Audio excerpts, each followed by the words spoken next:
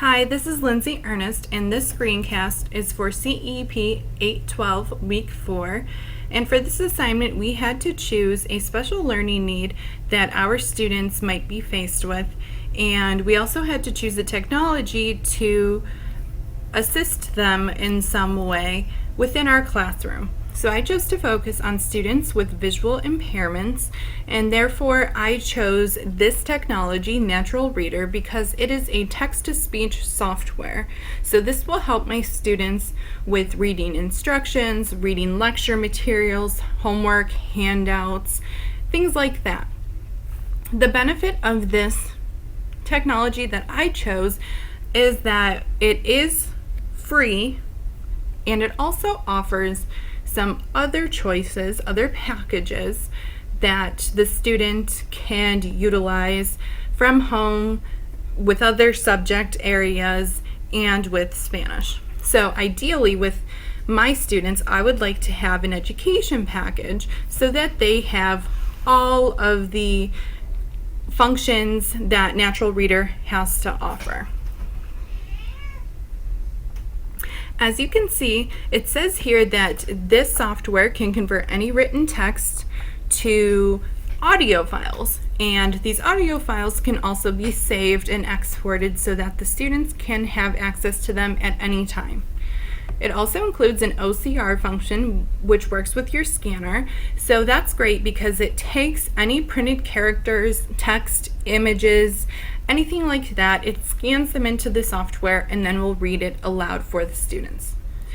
This will help them listen to, like I said, class notes. I could even scan on their textbook pages for them.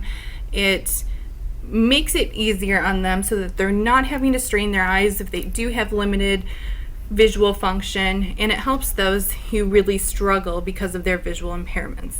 This also supports language learning, and that is what I chose to use as my sample here.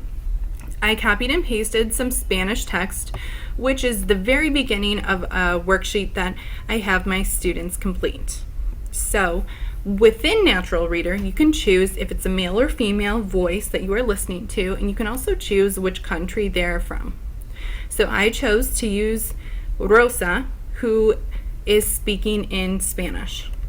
You can also adjust the speaker's speed so that you can slow it down if it's something that you need to listen to a little bit more closely, or once you become more proficient in that language, you can speed it up to play in more real time. So here's the sample from the website naturalreaders.com. Nombre, fecha, hora, punto repaso para la prueba. Escriben los días de la semana y el fin de la semana. Punto comillas.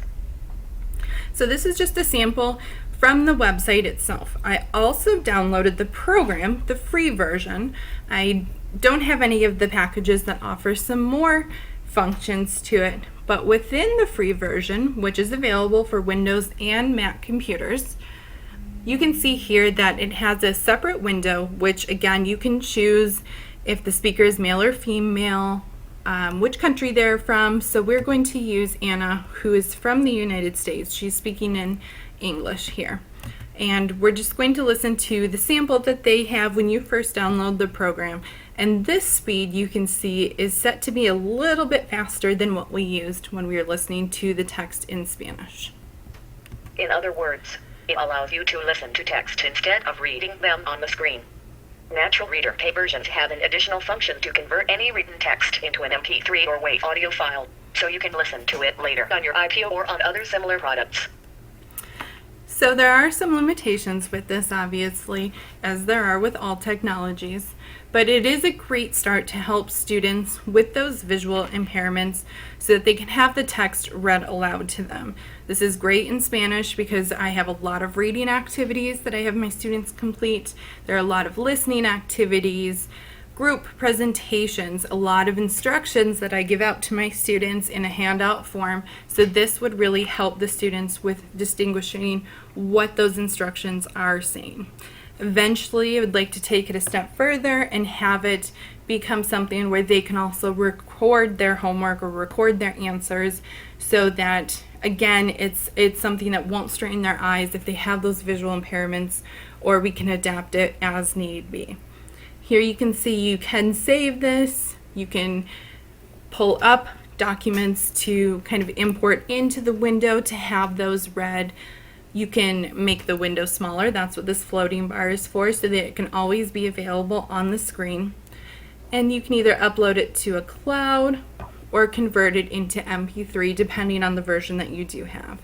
So this is the free version. It's very simple. It's a great start for students, but as I said, ideally I would like to have the full education package to allow the scanning and the exporting into audio files be available for my students.